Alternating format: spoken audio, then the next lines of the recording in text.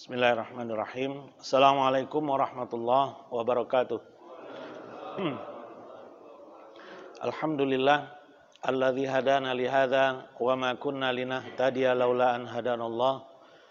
Allahumma shalli ala Muhammad wa ala ali Muhammad. Allahumma anfa'na bima 'allamtana wa 'allimna ma yanfa'una warzuqna 'uluman tanfa'una wa zidna ilma. Jamaah sekalian rahimakumullah, alhamdulillah di pagi hari ini kita bisa kembali hadir di majelis yang mulia ini untuk bertawasau bil haq, tawasau bis sabar dan tawasau bil marhamah melalui kajian tafsir surat Al-Baqarah. Semoga majelis kita ini mendatangkan manfaat dan keberkahan yang banyak bagi kita semua. Amin ya rabbal alamin. Tema yang akan kita angkat di pagi hari ini seputar pernikahan Adam alaihissalam dengan Hawa. Satu renungan tentang tujuan pernikahan. Yang mana ayatnya kita ambil dari penggalan tentang penciptaan Adam alaihissalam. Ayat 39, ayat 30 ya, sampai 39. Ya, ayat 30 sampai 39. Ceritanya tentang penciptaan Nabi Adam alaihissalam sampai beliau dan Hawa beserta iblis diperintahkan untuk turun ke bumi. Ayat yang utama yang kita akan singgung adalah ayat 35. Ya. Penggalannya 30 sampai 39. A'udzubillahi minasyaitonirrajim. Wa qulna ya Adam uskun anta wa zawjukal jannata wa kula minha ragadan haitsu syi'tuma wa la taqraba hadhihi syajarata fatakuna minadh dhalimin. Wa qulna, dan kami berkata, Allah Subhanahu wa taala berfirman, ya Adam uskun anta, wahai Adam, uskun dari sakana yaskunu. Kata sakinah dari kata ini, uskun. Maskan artinya tempat tinggal. Jamaknya masakin. Beda masakin dengan masakin. Kalau panjang, kafnya panjang, al-masakin itu artinya orang-orang miskin. Jamak dari miskin. Tapi kalau al-masakin, kafnya pendek, jamak dari maskan, tempat tinggal. Ya. Uskun anta, berdiamlah kamu wahai Adam, wa zaujuka, dan istrimu, pasanganmu, ya, al jannah, di dalam surga. Ini yang sudah kita singgung di dua pertemuan sebelumnya, bahwa al jannah adalah kampung halaman nenek moyang kita, Adam dan Hawa. Ya, padahal di awal, wa idh qala rabbuka lil malaikati inni ja'ilun fil ardi. Skenario awalnya, Allah Subhanahu wa taala akan menempatkan Adam setelah penciptaan, setelah diciptakan di muka bumi. Fil ardi. Tapi setelah diciptakan dan Allah ciptakan pasangannya, keduanya diperintahkan oleh Allah untuk berdiam di dalam surga. Berarti memang surgalah yang menjadi kampung halaman nenek moyang kita, bukan bumi ini. Ya, bumi ini adalah tempat di mana Adam dan Hawa, juga iblis, ya, menjalani hukuman. Vonis yang Allah Subhanahu wa taala tetapkan adalah agar keduanya, juga iblis, turun ke bumi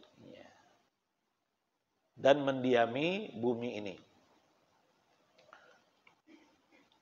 Wa kula minha ragadan haitsu syi'tuma, dan makanlah dari surga itu ragadan haitsu syi'tuma, makanan apapun sepuas kalian. Haitsu syi'tuma, apapun yang kalian inginkan, semau kalian. Ya, kalau di dunia ini, ya, all you can eat itu nggak ada apa-apanya. Dibanding kenikmatan yang ada di dalam surga, dibanding makanan-makanan surga. Haitsu syi'tuma, ragadan haitsu syi'tuma. Wala taqraba hadhihi syajarah. Dan janganlah kalian berdua dekati pohon ini, hadhihi syajarah. Tidak ada riwayat yang sahih tentang jenis pohonnya itu pohon apa. Kalau syajaratul khuldi, nama al-khuld itu bukan nama pohon. Tetapi sifat dari pohon itu yang disebutkan oleh iblis itu adalah pohon yang akan mendatangkan keabadian. Syajaratul khuld, al-khuld artinya abadi, keabadian. Fatakuna minadh dhalimin. Sehingga kalau kalian dekati pohon itu, kalian berdua akan termasuk orang-orang yang zalim.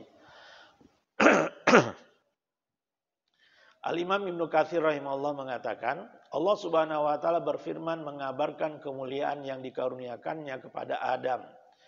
Setelah dia memerintahkan para malaikat untuk bersujud pada Adam, maka mereka pun bersujud kecuali iblis. Bahwa dia memperkenankan Adam untuk tinggal di surga di mana saja yang ia sukai, memakan makanan yang ada di surga sepuas-puasnya. Makanan yang banyak, lezat lagi baik. Imam Abu Ja'far bin Jarir At-Tabari rahimahullah mengatakan, yang benar adalah bahwa Allah Subhanahu wa taala telah melarang Adam dan istrinya untuk memakan buah pohon tertentu saja dari pohon-pohon yang terdapat di surga. Dan bukan seluruh pohon. Tetapi keduanya memakan buah dari pohon tersebut.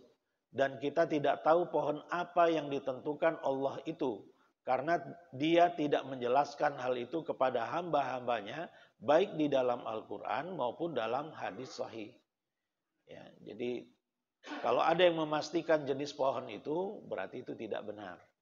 Nah, poinnya di dalam ayat 35 surat Al-Baqarah ini adalah bahwa Allah memerintahkan Adam untuk berdiam di surga bersama istrinya, wa zaujuka.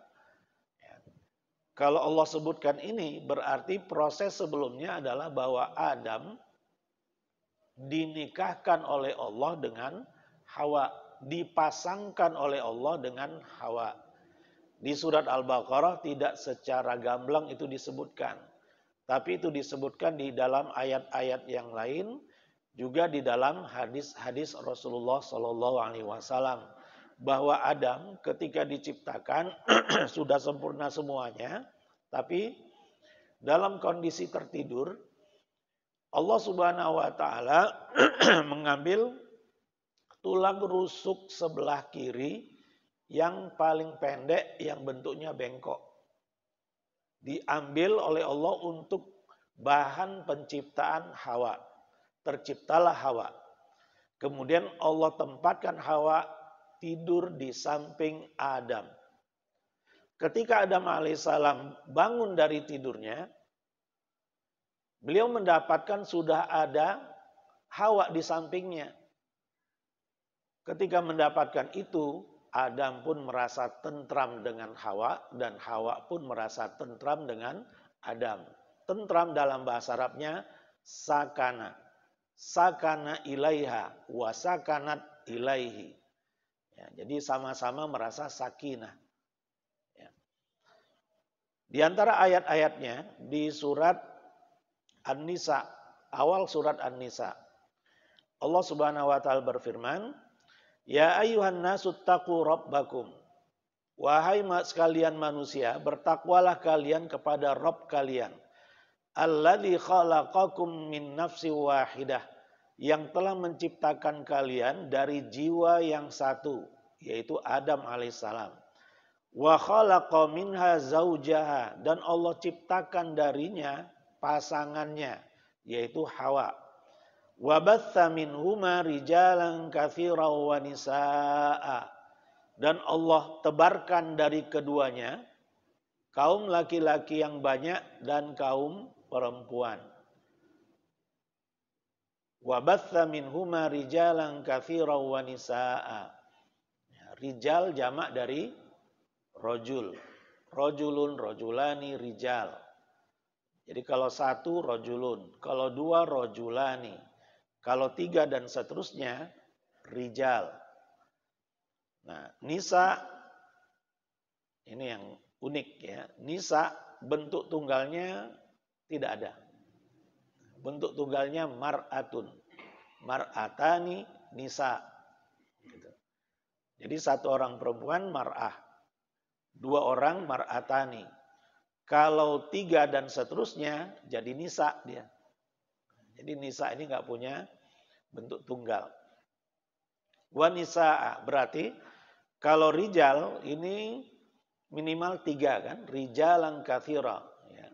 Jamak aqallul jam'i thalathah kata para ulama nahu. Jamak yang paling minimal adalah tiga. Kalau tiga baru dinamakan jamak. 4 dan seterusnya itu jamak. Ya, juga nisa. Nah, tersirat di sini ketika Adam alaihissalam dinikahkan oleh Allah Subhanahu wa taala dengan atau Allah ciptakan ya, Hawa dari tulang rusuk Nabi Adam, kemudian dari keduanya mempunyai keturunan. Yang mana keturunan-keturunan Adam dan Hawa ini, anak-anaknya langsung itu terdiri dari rijal dan nisa. Ya, dalam beberapa riwayat disebutkan, setiap kali melahirkan, Hawa melahirkan anak kembar, laki-laki dan perempuan. Anak kedua pun kembar, laki-laki perempuan, begitu seterusnya. Jadi rijalan katsiran wa nisaa. Jadi tersirat di sini, kalau rijal minimal kan 3. Nisa minimal 3. Berarti minimal pasangan muslim, rumah tangga muslim anaknya 6. 3 tambah 3. Begitu. Ya. Bagi yang sudah terlanjur ya apa boleh buat ya. Jadi sangat dianjurkan keluarga-keluarga muslim itu mempunyai anak yang banyak. Rasulullah SAW yang menyukai itu. Tazawwajul waludal wadud. Menikahlah kalian dengan al-walud. Wanita yang berpotensi bisa melahirkan banyak anak. Al-wadud. Yang punya rasa kasih yang tinggi. Fa inni mukatsirum bikumul umama yaumal qiyamah. Atau kama qala sallallahu alaihi wasallam. Karena sesungguhnya aku akan berbangga-bangga dengan banyaknya jumlah umatku kelak di hari kiamat. Jadi itu arahan Rasulullah SAW. Ya. Kita lanjutkan. Wattaqullaha alladzi tasaaluna bihi wal arhama innallaha kana 'alaikum raqiba. Dan bertakwalah kalian kepada Allah yang kalian memohon kepadanya. Dan bertakwalah kalian dan hati-hatilah kalian ketika berhadapan dengan kaum kerabat kalian, al-arham. Sesungguhnya Allah Maha mengawasi diri kalian semua. Nah, di dalam ayat ini, alladzi khalaqakum min nafsin wahidah wa khalaqa minha zaujaha, Adam dan Hawa. Kemudian di dalam surat Al-A'raf 189, huwallazi khalaqakum min nafsin wahidatin wa ja'ala minha zaujaha liyaskuna ilaiha. Dialah Allah yang telah menciptakan kalian dari jiwa yang satu, Adam, wa ja'ala minha zaujaha, dan Allah jadikan dari jiwa yang satu itu pasangannya, Hawa, liyaskuna ilaiha, supaya Adam bisa merasa tentram bersama Hawa. Jadi sunnatullahnya, ya, pernikahan itu akan mendatangkan sakinah, liyaskuna ilaiha. Kemudian di surat Az-Zumar ayat 6, khalaqakum min nafsi wahidatin thumma ja'ala minha zaujaha. Allah telah menciptakan kalian dari jiwa yang satu, kemudian Allah ciptakan dari jiwa yang satu itu pasangannya, Hawa. Ya. Jadi ini tentang penciptaan Adam dan Hawa, ya, di dalam Al-Quran. Allah ceritakan ini di dalam Al-Quran. Di ayat pertama surat An-Nisa yang kita bacakan tadi, Allah Subhanahu wa taala berfirman memerintahkan kepada makhluknya agar bertakwa kepadanya. Kata Imam Ibnu Katsir ini ya. Yaitu menyembah kepadanya semata dan tidak membuat sekutu baginya.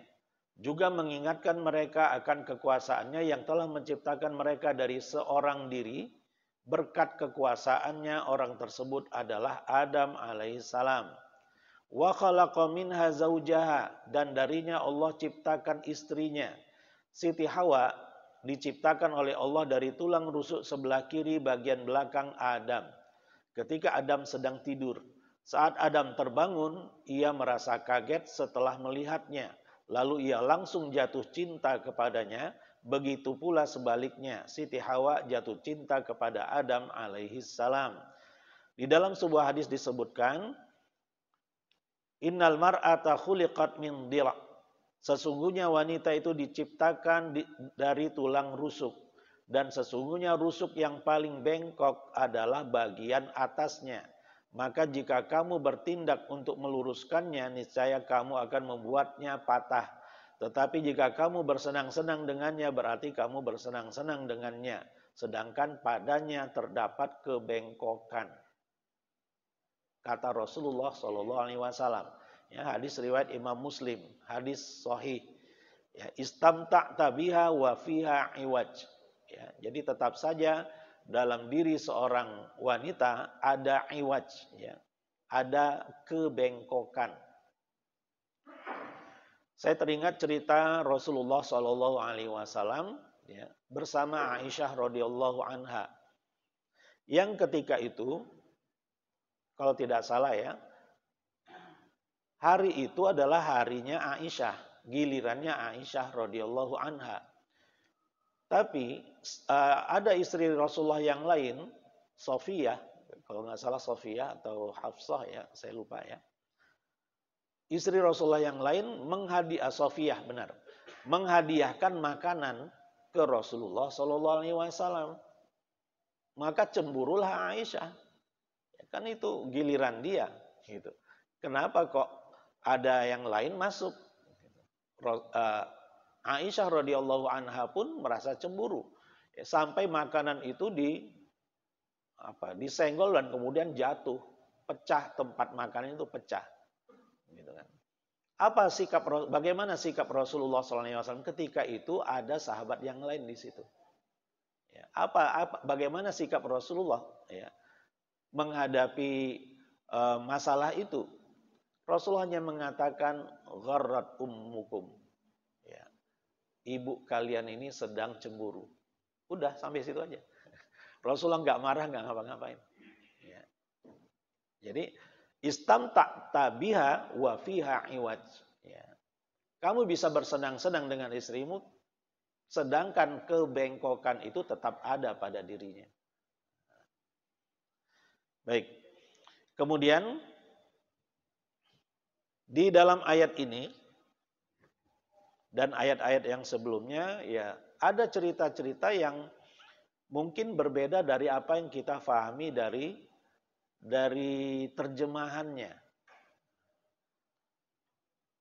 Para ulama mengingatkan kita tentang hukum menafsirkan Quran dengan logika. Kita jangan sama sekali terdorong untuk menafsirkan Al-Quran itu dengan logika kita.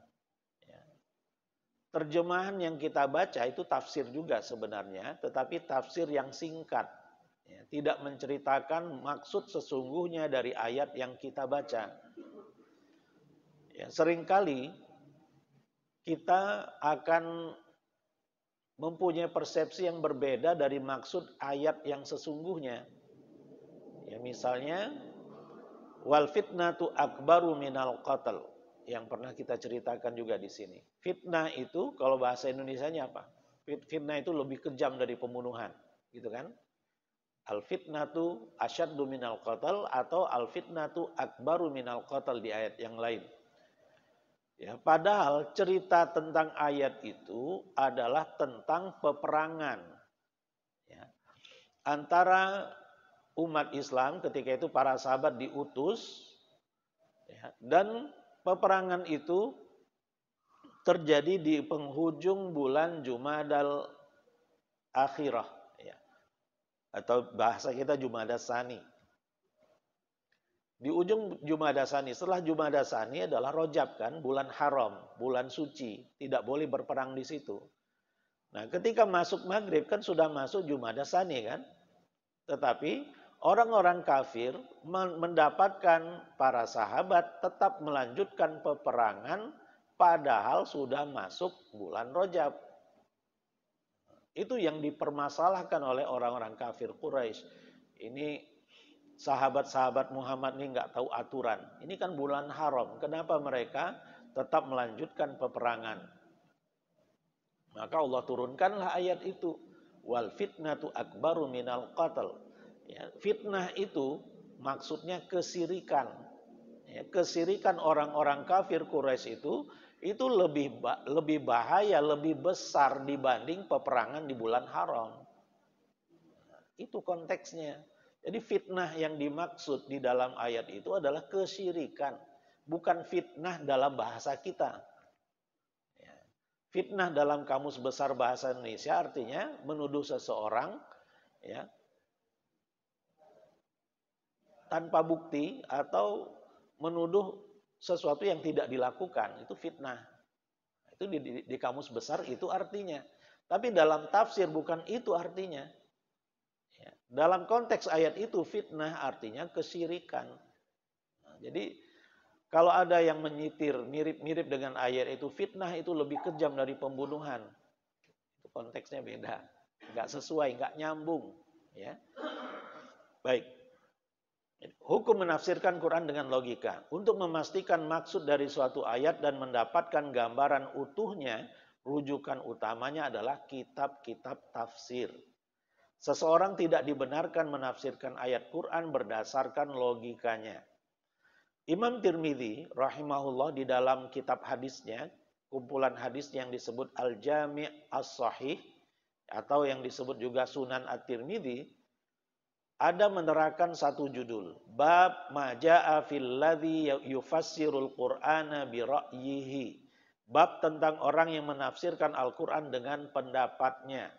Di dalam bab tersebut beliau menulis satu hadis dari Ibnu Abbas radhiyallahu anhuma bahwa Rasulullah shallallahu alaihi wasallam bersabda, "Man qala fil Qur'ani bi ghairi ilmin falyatabawa maq'adahu minan nar."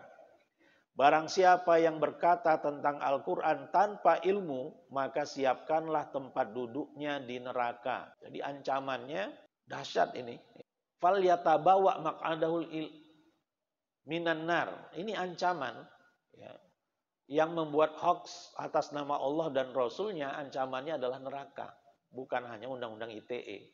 Saya teringat ya waktu pandemi ini di tahun 2020 itu ada yang menyitir waqarna fi buyutikunna. Kan ketika itu stay at home kan, berdiam di rumah. Itu tagline yang disebarluaskan. Kemudian ada yang mencari-cari ayatnya tentang berdiam di rumah, yaitu waqarna fi buyutikunna. Jadi ada hubungannya antara corona dengan berdiam di rumah. Waqarna fi buyutikunna itu artinya dan berdiamlah kalian wahai istri-istri Nabi fi buyutikunna di dalam rumah kalian. Nah, ada yang memplesetkan korna itu corona. Dan ada kaitannya dengan fi buyutikunna. Jadi ketika corona menjangkit, kita diperintahkan untuk tinggal di rumah. Itulah dalilnya. Berarti Allah sudah bercerita tentang corona katanya. Ini bukan tafsir ini. Kalau ada tafsir jalan lain, ini tafsir jalan lain. Jadi sekenanya ya, menafsirkan ayat itu berdasarkan ucapannya gitu. Wa korna berarti corona. Itu kebangetan ya. Jadi dicela oleh Rasulullah SAW, man qala fil Qur'ani bi ghairi ilmin falyatabawa maq'adahu minan nar. Hendaklah dia persiapkan tempatnya di neraka bagi orang yang berkata-kata tentang Al-Qur'an tanpa berdasarkan ilmu. Kemudian dari Jundub bin Abdullah radhiyallahu anhu, Rasulullah SAW bersabda, Man qala fil Qur'ani bi ra'yihi fa asaba faqad akhta. Barang siapa yang berkata tentang Al-Qur'an sebatas dengan pendapatnya lalu kebetulan benar, maka ia tetap salah. Ya. Di riwayat yang lain, bukan, ini sarahnya dari Imam Tirmidzi. Imam Tirmidzi ketika menyitir hadis tadi, beliau mengatakan, kadza ruya an ba'di ahli ilmi min ashabin Nabi sallallahu alaihi wasallam wa ghairihim annahum syaddadu fi hadza fi ay yufassiral Qur'an bi ghairi ilmin.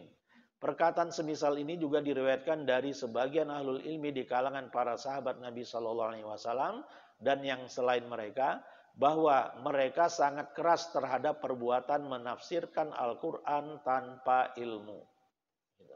Ya, jadi hati-hati ketika kita membaca terjemahan Al-Quran, itu sebenarnya bukan terjemahan Al-Quran. Al-Quran nggak mungkin bisa diterjemahkan ke dalam bahasa apapun. Ya. Karena Al-Quran, ayat-ayatnya mengandung mukjizat. Ya. Al-Quran adalah kalamullah, firman Allah. Ya. Kalam Allah itu tidak seperti kalam kita. Ya. Pernyataan kita sesuai dengan konteks yang kita inginkan. Dan belum tentu cocok dengan konteks-konteks yang lain. Ya. Ya, yang paling sakral adalah undang-undang. Ya. Undang-undang itu bisa cocok di suatu zaman, tapi belum tentu cocok di zaman-zaman berikutnya. Di satu generasi itu cocok, tapi generasi berikutnya belum tentu cocok. Ya. Perlu direvisi, perlu diamandemen. Ya, undang-undang dasar kita saja berapa kali sudah diamandemen kan? Ya, karena itu ciptaan manusia. Gitu. Nah, kalau firman Allah karena kemukjizatannya dia berlaku sejak diturunkan sampai hari kiamat. Ya. Satu ayat Bismillahirrahmanirrahim itu berlaku sejak itu diturunkan sampai hari kiamat. Ayat-ayat tentang hukum di dalam Al-Quran sejak diturunkan sampai hari kiamat itu positif, berlaku seharusnya.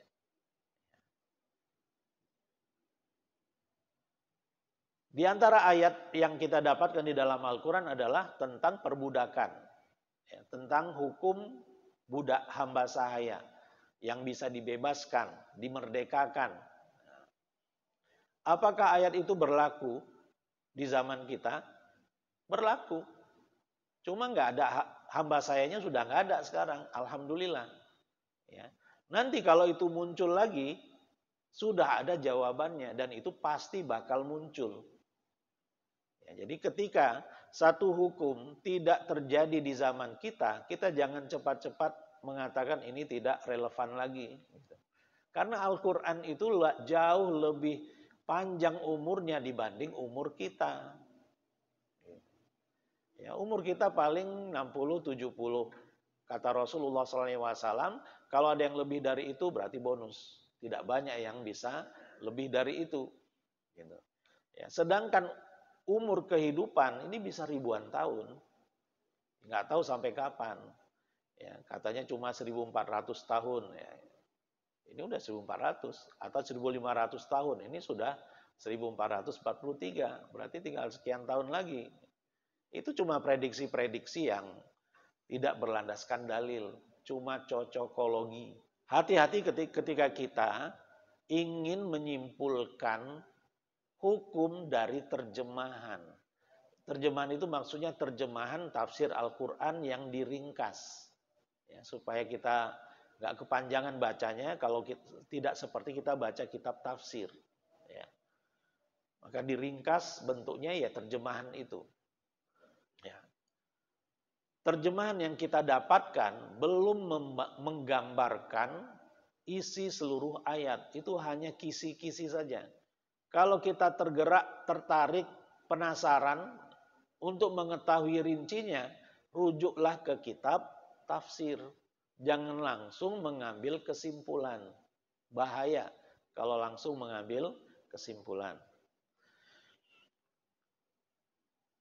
Penulis Tuhfatul Ahwadhi, Tuhfatul Ahwadhi ini kitab syarah Sunan Tirmidzi, ya, Syekh Al-Mubarakfuri, Abdurrahman Al-Mubarakfuri rahimahullah mengatakan, dan hadis barang siapa yang berkata tentang Al-Quran maksudnya tentang lafadz dan maknanya.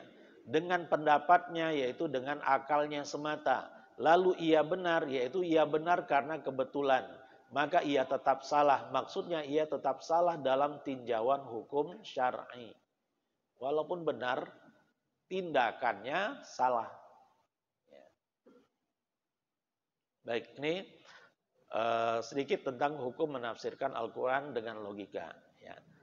Tujuan saya menyertakan ini adalah tentang berkaitan dengan surat Rum ayat 21. Yang setiap momentum pernikahan hampir pasti ayat ini diungkapkan. Wa min ayatihi an khalaqalakum min anfusikum azwajal litaskunu ilaiha. Dan di antara tanda-tanda kebesaran Allah adalah bahwa Dia menciptakan bagi kalian dari jenis kalian, dari diri kalian, azwaja, pasangan-pasangan, min anfusikum. Berarti manusia hanya boleh menikah dengan manusia. Jin hanya boleh menikah dengan jin.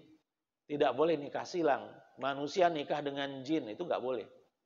Ya, dasarnya ayat ini. Min anfusikum. Ya. Allah ciptakan kita dan calon pasangan kita itu dari jenis manusia. Bukan dari jenis jin. Ya. Apa hukumnya kalau ada manusia menikah dengan jin? Tidak sah pernikahannya. Ya. Apa ada yang menikah dengan jin? Ada ternyata. Ya. Cerita di kampus Madinah. Ya. Singkat cerita, ketahuan ada seorang mahasiswa dari India yang memperistri jin. Istrinya jin. Dilaporkan ke rektorat. Rektornya ketika itu Syekh Abdullah bin Baz rahimahullah. Ya. Turunlah fatwa dari beliau bahwa pernikahannya harus difasakh, ya, harus dipisahkan. Ya. Karena memang sejak awal tidak sah pernikahan itu. Apa dasarnya? Wa min ayatihi an khalaqalakum min anfusikum azwaja. Jadi min anfusikum, ya, dari jenis kalian. Jenis kita adalah manusia. Kalau ayat ini dibaca oleh jin muslim, ya, maka yang dimaksud min anfusikum adalah kalangan bangsa jin. Gitu. Jadi tidak boleh nikah silang. Litaskunu ilaiha, agar kalian tentram kepadanya. Dari sini kemudian diambil kata sakinah. Litaskunu ilaiha. Wa ja'ala bainakum mawaddata wa rahmah. Dan Allah jadikan di antara kalian suami dan istri mawaddah dan rahmah. Secara harfiah mawaddah artinya kasih sayang, rahmah pun artinya kasih sayang. Ya. Tapi nanti akan kita lihat di dalam tafsirnya, ya. Inna fi dzalika laayatil liqaumi yatafakkarun. Sesungguhnya dalam hal yang demikian itu ada tanda-tanda kebesaran Allah Subhanahu wa taala bagi kaum yang mau berfikir. Ini ayatnya. Yang hampir setiap momentum pernikahan disitir. Apakah Rasulullah Shallallahu alaihi wasallam pernah menyitir ayat ini di momentum pernikahan? Jawabnya tidak. Tapi tidak ada salahnya kalau ini disitir dalam momentum apapun, nggak ada salahnya. Gitu. Yang ingin saya tegaskan, nggak ada hubungannya ayat ini dengan momentum pernikahan, nggak ada hubungannya. Ya. Maksudnya secara langsung, ya, bahwa kalau yang dimaksud hubungannya itu bahwa ayat ini selalu dibawa oleh Rasulullah kalau ada pernikahan, Rasulullah membacakan ayat ini. Itu nggak ada. Ya. Bukan ayat ini yang Rasulullah baca di momentum pernikahan. Ya, nanti akan kita jelaskan ayat-ayat apa saja yang Rasulullah bacakan di khutbah nikah, ya, di momentum pernikahan. Ya. Ternyata bukan ayat ini, bukan surat Rum ayat 21. Ya, tapi catatannya nggak salah juga kalau ini dibacakan, nggak ada yang salah. Yang ingin saya jelaskan adalah, ya, bahwa ayat ini tidak langsung berhubungan dengan momentum pernikahan. Ya, cerita ini adalah tentang Adam dan Hawa. Baik, di tafsir Ibnu Katsir rahimahullah, ini beberapa 3 tafsir saya rujuk tentang ayat ini. Firman Allah, wa min ayatihi an khalaqalakum min anfusikum azwaja, dan di antara tanda-tanda kekuasaannya ialah dia menciptakan untukmu istri-istrimu dari jenismu sendiri. Dia menciptakan bagi kalian kaum wanita dari jenis kalian sendiri, manusia maksudnya, yang kelak mereka menjadi istri-istri kalian. Litaskunu ilaiha, supaya kamu cenderung dan merasa tentram kepadanya. Semakna dengan apa yang disebutkan dalam ayat lain, ini Al-A'raf 189, huwallazi khalaqakum min nafsin wahidati wa ja'ala minha zaujaha liyaskuna ilaiha. Ya. Dialah yang menciptakan kamu litaskuna ilaiha, ya. Yang menciptakan kamu dari diri yang satu, dan darinya dia menciptakan istrinya agar dia, liyaskuna berarti ya, agar dia merasa senang kepadanya. Yang dimaksud adalah ibu Hawa. Allah Subhanahu wa taala menciptakannya dari Adam alaihissalam, yaitu dari tulang rusuknya yang terpendek dari sebelah kirinya. Seandainya Allah menciptakan semua Bani Adam terdiri dari laki-laki dan menjadikan pasangan mereka dari jenis lain yang bukan dari jenis manusia, misalnya jin atau hewan, maka pastilah tidak akan terjadi sakinah tadi, kerukunan dan kecenderungan di antara mereka, dan tidak akan terjadi pula perkawinan. Ya, jadi kenapa min anfusikum, manusia dengan manusia, agar sakinah itu tercipta. Kalaulah manusia dengan jin, manusia dengan hewan, sakinah itu tidak akan tercipta. Ya. Bahkan sebaliknya yang terjadi adalah saling bertentangan dan saling berpaling. Seandainya mereka berpasangan bukan dari makhluk sesama manusia. Termasuk di antara rahmat Allah yang sempurna kepada anak-anak Adam ialah dia menjadikan pasangan mereka dari jenis mereka sendiri. Dan menjadikan rasa kasih dan sayang di antara pasangan-pasangan itu. Karena ada kalanya seorang lelaki itu tetap memegang wanita karena cinta kepadanya, atau karena sayang kepadanya, karena mempunyai anak darinya, atau sebaliknya karena si wanita memerlukan perlindungan dari si lelaki, atau memerlukan nafkah darinya, atau keduanya saling menyukai dan alasan lainnya.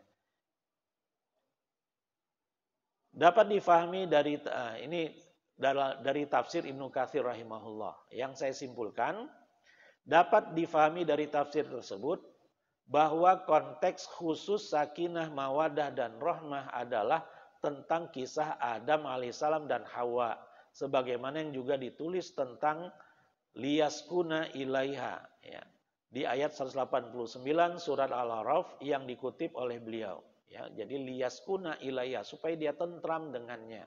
Jadi konteks khususnya penciptaan Adam dan Hawa. Ya, ketika Adam merasa tentram kepada Hawa dan Hawa pun merasa tentram dengan Adam. Kemudian di dalam tafsir Qurtubi, tafsir Al-Jami' li Ahkamil Quran, beliau katakan, dan makna dia ciptakan untukmu pasangan-pasanganmu dari jenismu sendiri adalah istri-istri yang kalian akan tentram kepadanya dari jenis kalian sendiri, min anfusikum, maksudnya dari air mani laki-laki dan dari jenis kalian atau manusia. Ada yang mengatakan bahwa yang dimaksud adalah Hawa yang diciptakan dari tulang rusuk Adam alaihissalam, sebagaimana yang dinyatakan oleh Qatadah, dan dijadikannya di antara kamu rasa kasih sayang. Ibnu Abbas dan Mujahid berkata, mawaddah itu adalah jima, bersetubuh. Jadi mawaddah wa rahmah. Mawaddah itu adalah jima, dan rahmah itu anak. Ya.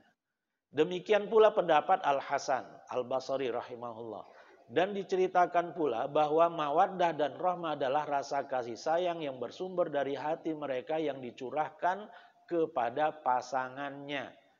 As-Suddi mengatakan mawaddah itu rasa cinta dan rahmah itu kasih sayang. Diriwayatkan dengan maknanya dari Ibnu Abbas radhiyallahu anhu, mawaddah rasa cinta suami kepada istrinya, sementara rahmah rasa sayangnya kepada istrinya, sehingga ia tidak dia tidak menimpakan keburukan kepada istrinya. Dikatakan laki-laki berasal dari tanah atau bumi. Dalam dirinya ada kekuatan tanah dan dalam dirinya atau laki-laki ada farj. Ya, dan darinya penciptaannya bermula untuk itu ia butuh kepada ketentraman atau kediaman. Sakinah dari maskan tadi kan, maskan kediaman, tempat tinggal. Sementara perempuan diciptakan dari ketentraman atau kediaman bagi laki-laki, liyaskuna ilaiha. Ya. Dari apa yang dinyatakan oleh Imam Al-Qurtubi di atas dapat disimpulkan bahwa sakinah, mawadah dan rahmah erat kaitannya dengan apa yang dirasakan oleh pasangan suami dan istri, baik yang berkaitan dengan fitrah dirinya atau nafsu biologisnya.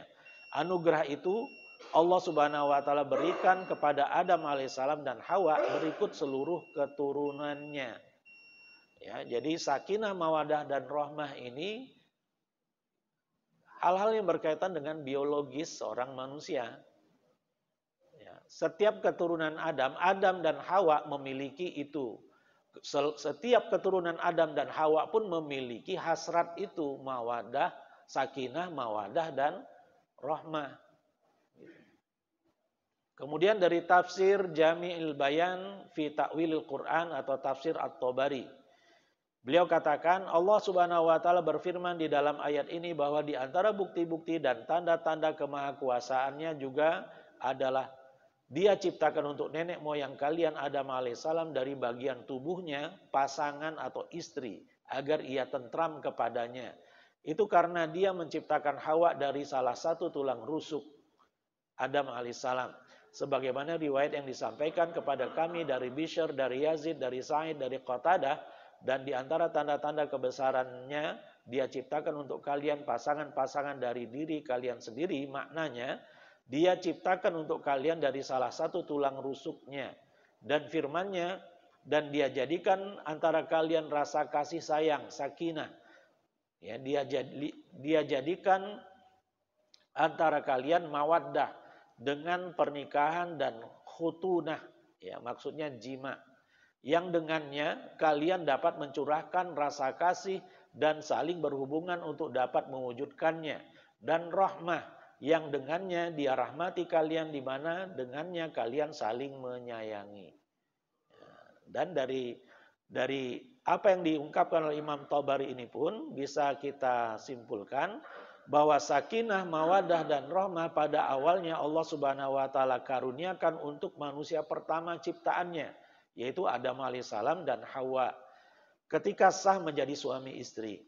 Hal yang sama juga akan didapatkan oleh setiap keturunan Adam dan Hawa, siapapun mereka dan apapun latar belakang kehidupannya.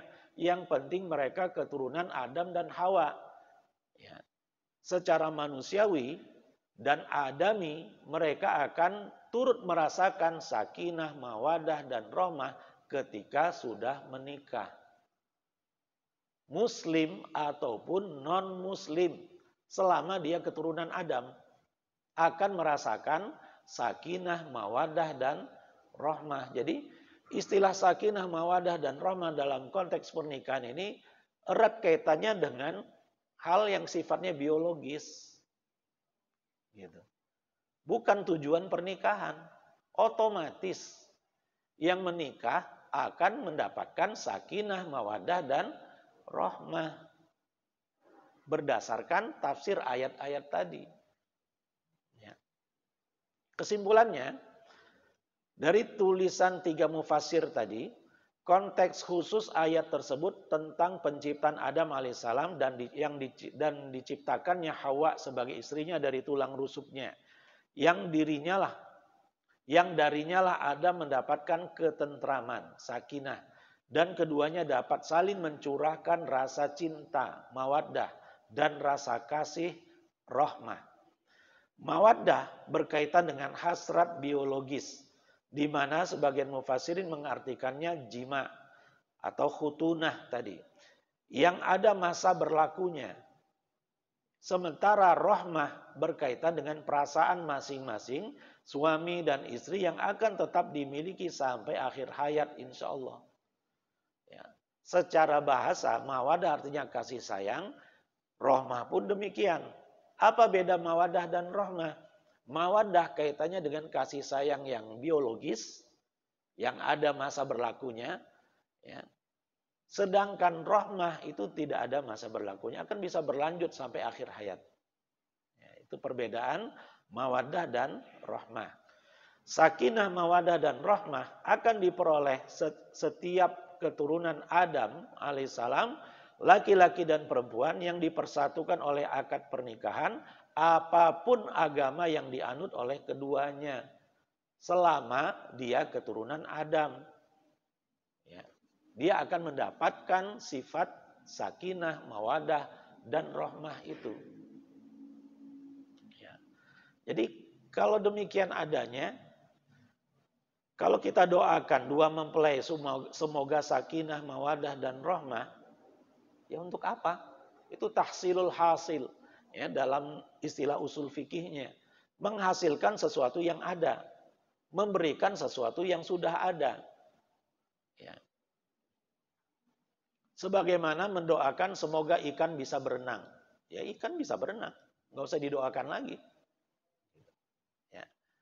Jadi ini yang saya renungkan sejak lama. Tetapi saya belum pernah mendapatkan tulisan yang seperti ini.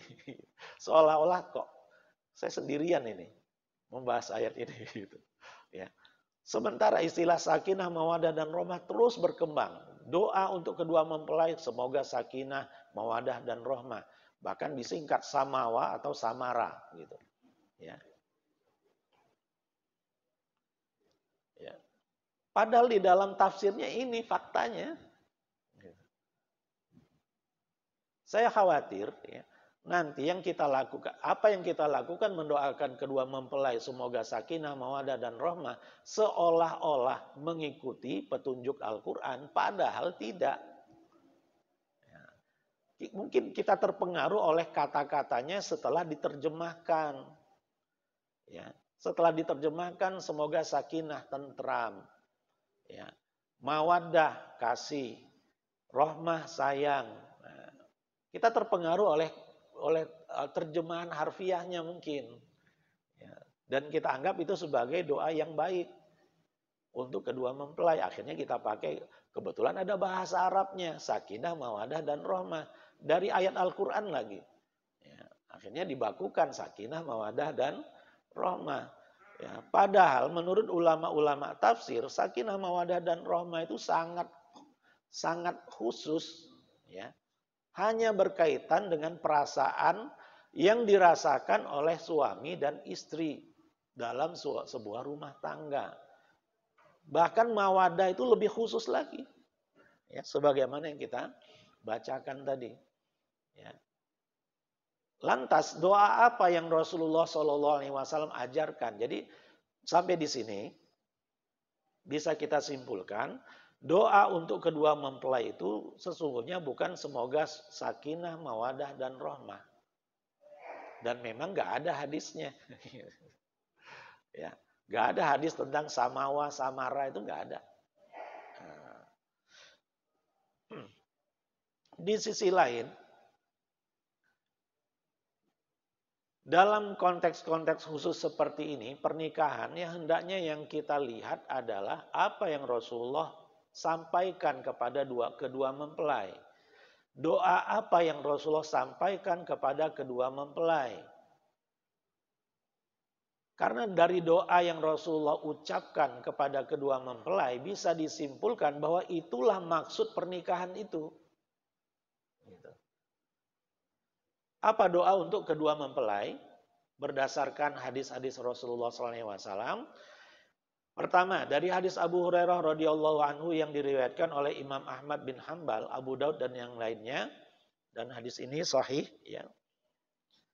Bahwasanya Nabi SAW mengucapkan, ya, anna Nabi SAW kana idza raffa'al insana idza tazawwaj, ya, jika mengucapkan selamat kepada seseorang yang baru menikah, beliau berkata, barakallahu laka wa baraka alaika wa jama bainakuma fi khair. Semoga Allah memberkahimu dan memberkahi pernikahanmu, serta semoga Allah mempersatukan kalian berdua dalam kebaikan. Jadi doanya doa keberkahan. Berarti tujuan pernikahan itu bukan samara. Tujuan pernikahan itu adalah untuk meraih keberkahan. Karena itu yang Rasul ucapkan dalam doa ini. Hadis ini sudah saya cek sahih, ya. Kemudian hadis Aqil bin Abi Thalib radhiyallahu anhu yang diriwayatkan oleh Imam Nasai dan yang lainnya, dan hadis ini juga sudah saya cek sahih. Dari Al Hasan beliau berkata, tazawwaja Aqil bin Abi Thalib imra'atan min bani Jathmin. Ya.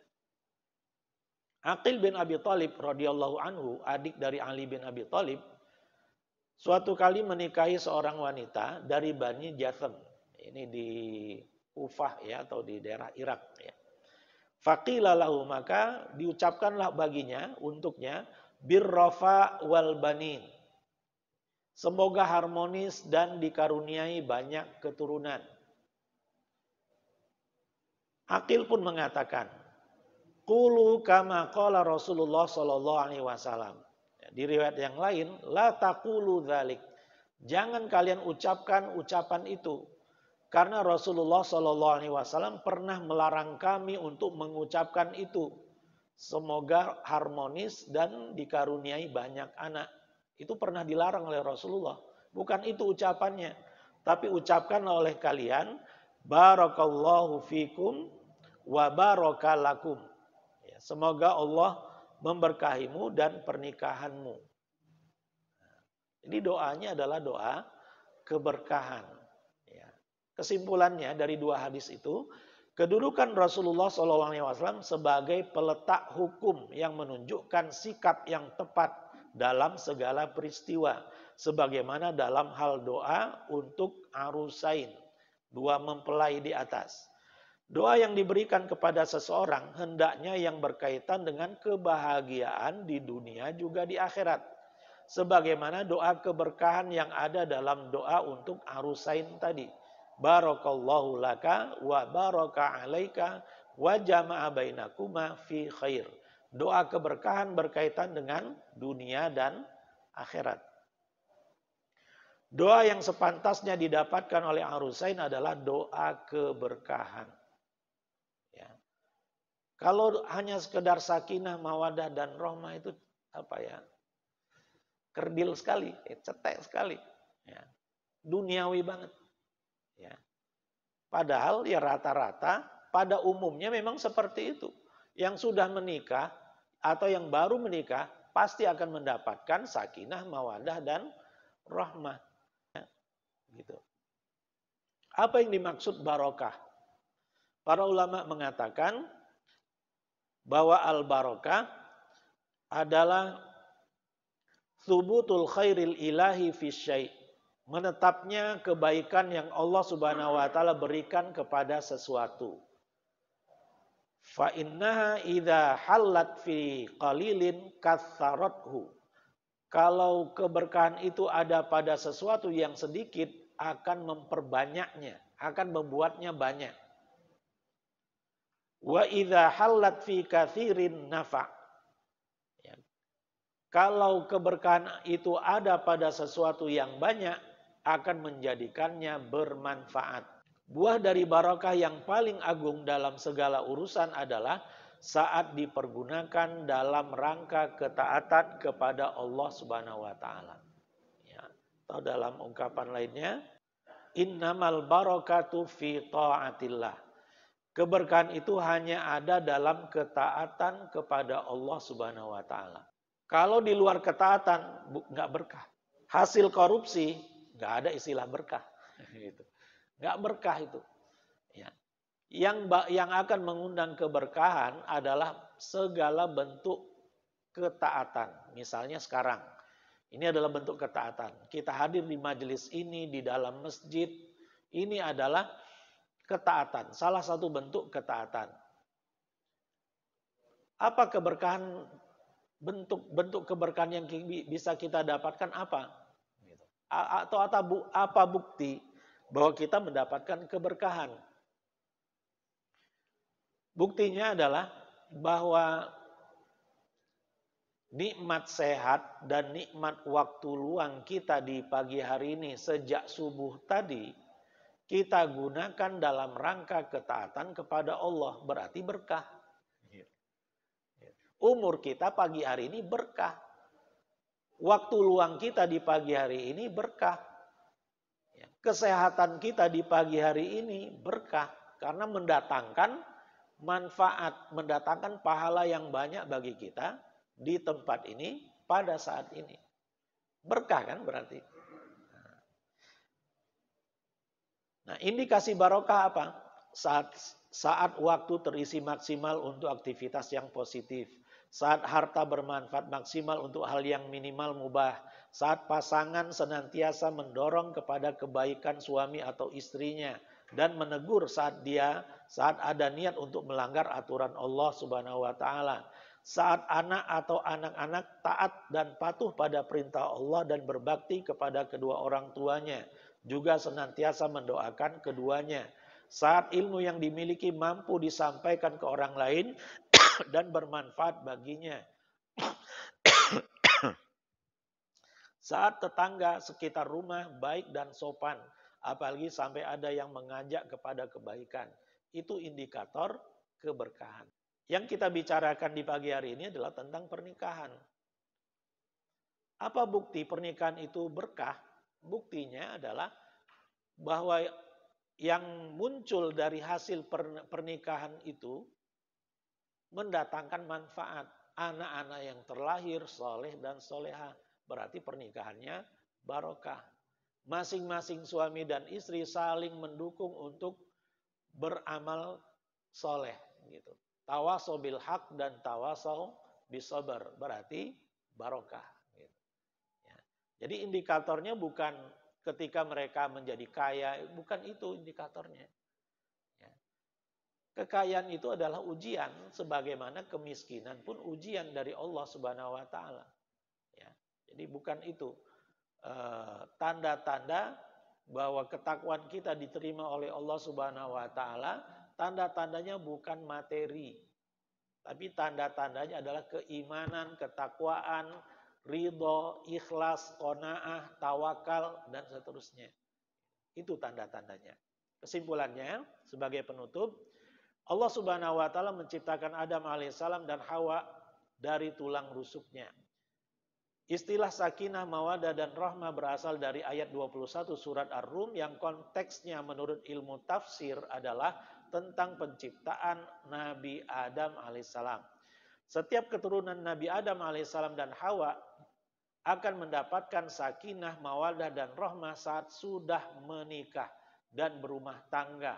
Baik muslim ataupun non-muslim.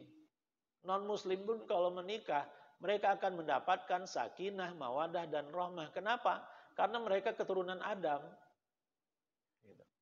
Dan cerita sakinah, mawadah, dan rahmah konteks khususnya adalah Adam alaihissalam bersama Hawa.